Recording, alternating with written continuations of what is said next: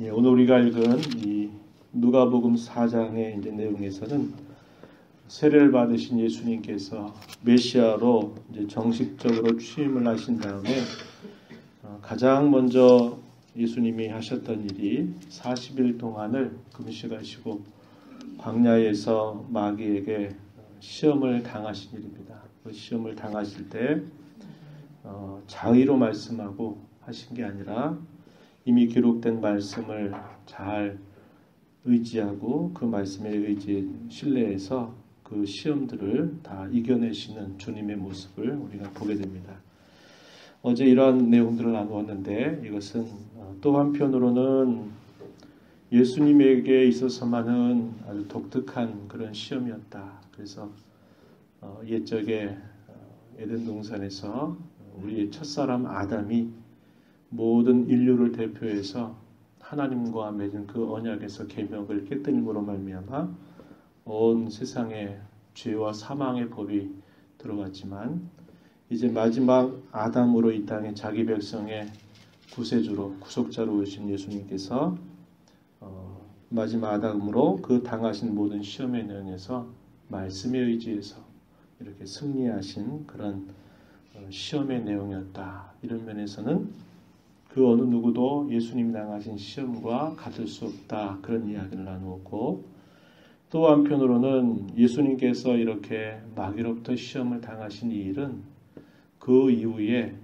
모든 사도들에게 그리고 모든 신자들에게 모든 교회들에게 끊임없이 약간의 다른 옷을 입어서 그러나 그 본질을 그대로 가지고서 모든 성도들과 교회를 시험하는 그런 내용이 된다 하는 이야기를 함께 나누면서 우리도 이 땅에 사는 동안 끊임없이 마귀는 우리를 공격하고 그 마귀의 시험 앞에서 우리도 능히 이겨나는 그런 삶을 살아야 된다 하는 이야기들을 함께 나누었습니다.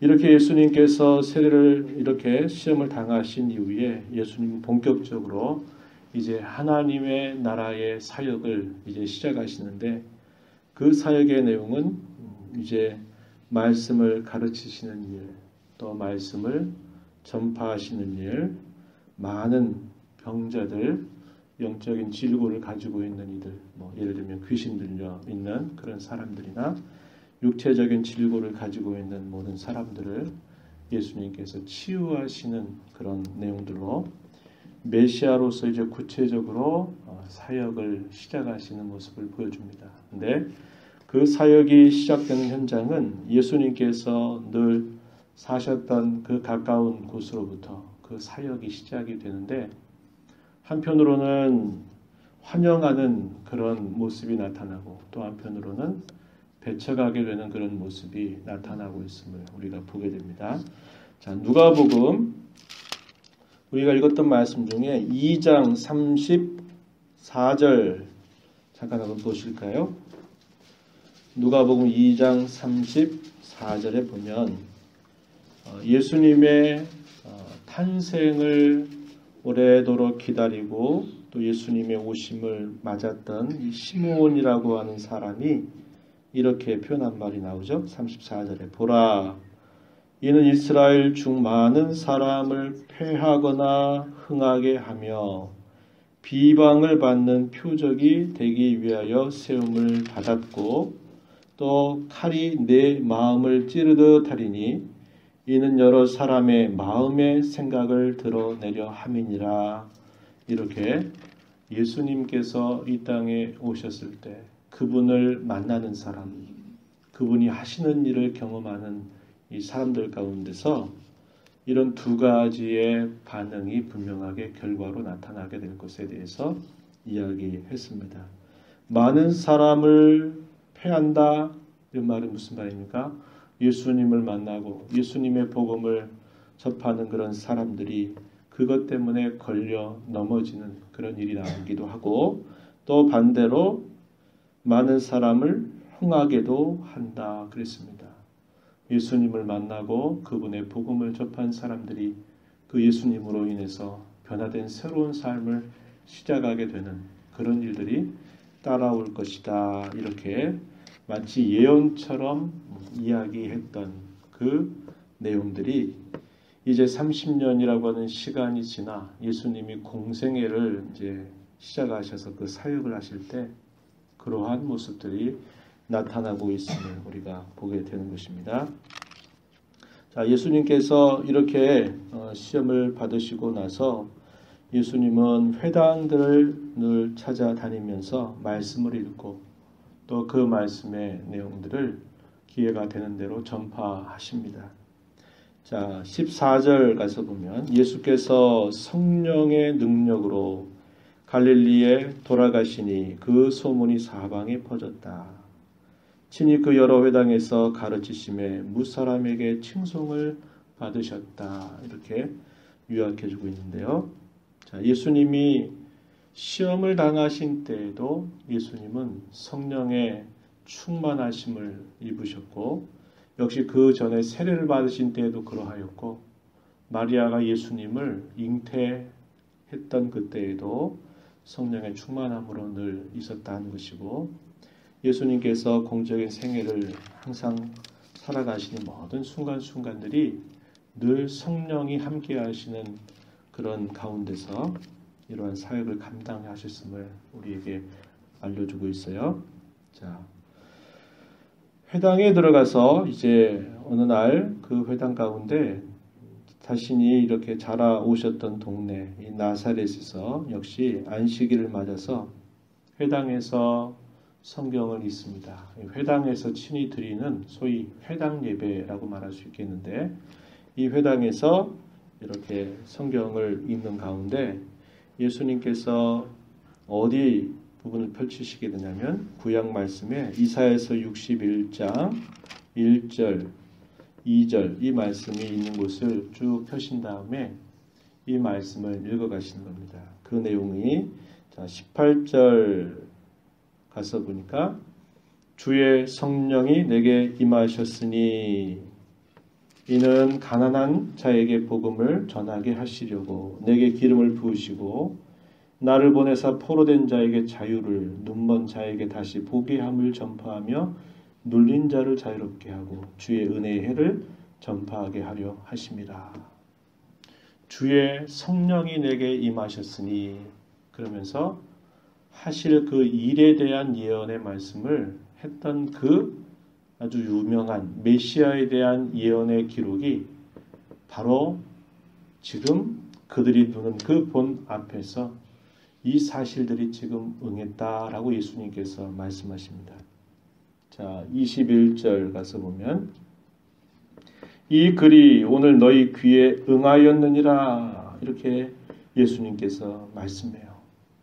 과연 누가 이 말을 함부로 그렇다고 말할 수 있겠습니까? 이스라엘 백성들은 이 예언의 말씀이 응할 때를 기다리면서 그토록 오랜 시간들 동안을 기다려왔고 하지만 어떠한 선지자도 어떠한 사람도 그 말씀이 응했다라고 말할 수 있는 사람은 아무도 없는 겁니다. 그런데 예수께서 친히 그 말씀, 유명한 그 구절의 말씀을 들고 이 말씀이 바로 지금 너희 눈앞에서 응한다라고 이렇게 말씀하시는 내용은 대단히 사람들이 놀라움을 가질 수밖에 없었던 그런 모습이었습니다. 그래서 사람들이 그분의 그 말씀을 듣고 교훈의 귀를 기울이게 되면서 뭐라고 말하는 겁니까? 자, 22절 그들이 다 그를 증언하고 그 입으로 나오는 바 은혜로운 말을 놀랍게 여겼다 이렇게 말하고 있습니다. 그런데 문제는 그 다음이에요. 뭡니까? 저 사람이 과연 누구인가? 저 사람의 출신이 과연 어딘가? 궁금해지는 겁니다. 그랬더니 이 사람이 나사렛 사람이고 이 사람이 그 목수인 요셉의 아들이라고 하는 사실을 이야기하면서 이제 뭐라고 말하냐면 사람들의 반응이 바뀌기 시작하는 겁니다. 그러니까 예수님께서 어떤 이야기를 하시냐면 구약 시대의 이야기를 하셔요. 엘리야 시대 때 그 많은 유대인들 있었지만 누구를 이야기하냐면 26절에 보니까 시돈 땅에 있는 사렙다의 한 과부를 인용하시죠. 이 사렙다 과부, 우리가 잘 아는 여인입니다. 이방인 가운데 있는 여인을 말하는 거죠.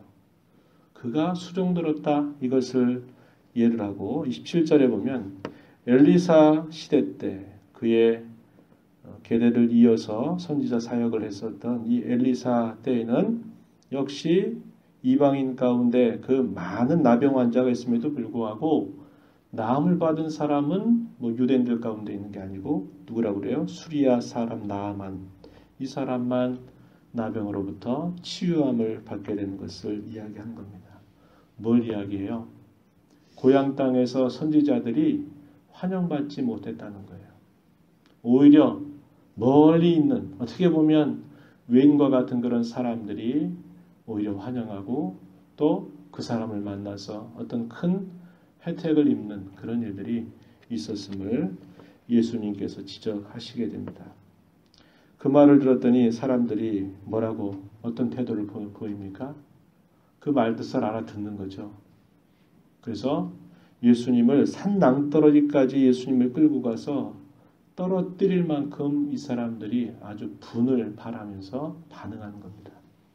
그러나 예수님의 때가 이제 마치지 않았기 때문에 예수님께서는 그들 가운데 지나서 가셨다. 이렇게 오늘 우리가 읽은 말씀 중에 30절 말씀에 그렇게 표현되고 있는 겁니다. 그래서 예수님은 이 갈릴리 부근의 가버나움이라고 하는 동네에 가셔서 여전히 말씀을 읽고 가르치고 또 귀신 들린 사람, 병자들 할 것 없이 예수님 메시아로서의 사역들을 말씀하시고 그분의 말씀은 항상 함께 그 말씀이 실제고 그 말씀은 분명히 응한다라고 하는 그런 체험과 능력이 그 말씀과 함께 나타나면서 바로 예수님이 이 하나님 나라의 사역을 감당하시는 모습을 우리가 보게 되는 겁니다. 우리가 이 아침에 이 말씀을 보면서 늘 그러하듯이 하나님 말씀에 대해서 어떻게 반응하느냐 하는 것이 대단히 중요함을 보게 됩니다. 처음에는 잘 듣더니 나중에 가서는 죽이려고 낭떠러기까지 예수님을 끌고 가는 이 사람들의 모습을 보면 그 말씀에 대해서 이 사람들이 오히려 어떤 자세를 가졌습니까? 배쳐가는 태도를 가진 거죠. 교훈이면 충분했고 그분의 가르침이 은혜로운 말씀이었으면 충분했어요. 그런데 뭐가 장애가 된 겁니까? 이 사람이 도대체 어디 사람이야? 그러면서 그 나사렛 그 촌스러운 동네에서 그것도 목수인 요셉의 아들이래. 그랬더니 사람들의 반응이 달라진 것입니다. 그렇게 되면 안 되겠죠. 그죠? 그러니까 하나님의 말씀을 받는 그런 것이 사람들은 굉장히 많은 환경이나 여건에 따라서 지대한 영향을 받게 돼요. 이 사람들은 선입관을 가지고 있는 거죠. 무슨 나사렛에서 무슨 선한 게 나겠어? 나사렛 그 목수의 아들이래? 에이 별것 아니구만. 이런 태도를 가지면서 말씀 자체를 통해 귀를 기울이고 그 말씀 속에서 깨닫게 하시는 하나님의 뜻에 별 관심을 갖지 못하게 되는 그런 결과가 나타나게 되는 겁니다. 오히려 예수님이 어디 사람이라는 걸 알지 못하는 그런 다른 지역에서는 그분의 말씀과 함께 나타나는 능력을 체험하고 자신들의 삶이 바뀌고 하는 그런 일들을 경험하는데 이 고향 땅에 있는 사람들이 그렇게 완강한 태도로 배쳐가는 모습을 우리가 보게 되는 것이죠. 하나님의 말씀을 우리가 읽고 들을 때마다 그 말씀을 받는 여러 가지 우리의 상황이 있을 수 있습니다. 삶에 대한 염려라든지 또 때로는 우리가 알게 모르게 가지고 있는 선입견이라든지 때로는 우리가 신앙 걸음을 걸어오면서 가지고 있는 여러 경험들 이런 것들이 있을 수 있는데 이런 것들이 말씀을 그대로 순전하게 받아들이는데 장애가 되지 않는 것이 대단히 중요해요. 그래서 여러분들께서도 늘 그렇게 기도하고 그런 자세를 가져야 됩니다. 내 상황 때문에 하나님 말씀이 내게 들려오지 않고 듣지 못한다면 그것처럼 안타까운 일이 어디 있겠습니까? 내 상황이 이러하더라도 내 형편이 이러하더라도 항상 하나님의 말씀으로 바르게 받는 그런 자세를 갖고 살아가는 것 대단히 중요하고 값진 일입니다. 한 주간을 살아가면서 여러분들이 말씀을 읽고 또 말씀을 듣고 하실 때마다 항상 내 어떤 상황이나 형편들이 그것 때문에 내 눈이 멀고 내 귀가 닫혀서 마땅히 깨닫고 들어야 될 주의 말씀을 듣지 못하고 내가 행해야 될 바를 말씀을 통해서 인도함 받지 못하는 그런 삶이 없도록 하나님 말씀이 항상 내게 은혜로운 말씀 그리고 그 말씀이 내 삶의 방향과 지표를 설정해 주는 대로 순종해서 우리 하나님을 기쁘시게 해드리는 그런 삶을 매일매일 순간순간 살아가게 해달라고 함께 기도하시면서 또 오늘 우리에게 허락하신 이 하루의 삶을 주와 함께 살아가시는 여러분 모두가 되기를 진심으로 축복합니다.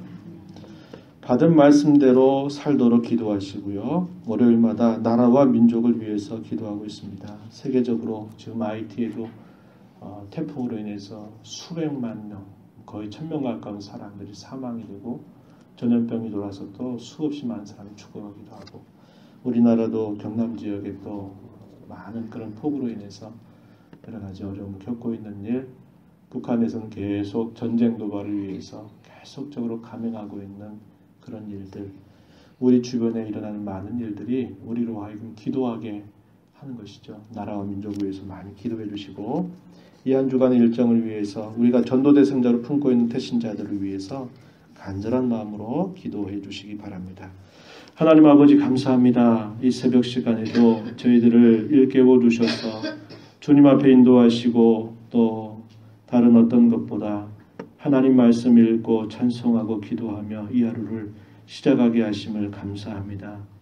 우리 예수님께서 나아가는 곳곳마다 예수님을 만나는 그런 사람들이 예수님 때문에 걸려 넘어지는가 하면 또 예수님 때문에 자신의 삶이 변화돼서 새로운 삶을 시작하는 그런 모습을 저희가 확인합니다. 우리에게 하나님께서 큰 은혜를 베풀어 주셔서 이렇게 예수님을 통해 우리가 이런 구원의 은혜를 힘있게 하심을 감사하고 우리가 매일매일 살아가는 모든 삶의 순간들, 모든 삶의 환경이나 여건들이 하나님의 말씀을 잘 받고 그 말씀을 순종하는 데 장애가 되지 않고 언제나 저희 안에 은혜로운 그런 열매를 나타내는 그런 선한 일로 늘 열매 맺어가도록 주께서 은혜를 더하시고 이끌어 주시옵소서.